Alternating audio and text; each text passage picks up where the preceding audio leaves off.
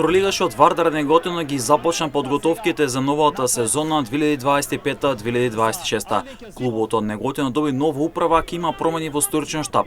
Со првиот состав на стручен штаб и играчите, како и со првиот тренинг на свајарената, второлигашот од Неготино ги започна подготовките за новата сезона.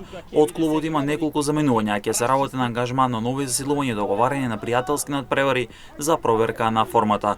Клубот ќе го води Горан Стојановски, а во стручен штаб со него како помошници ќе бидат Маријан Смилков и Маријан Стојанов.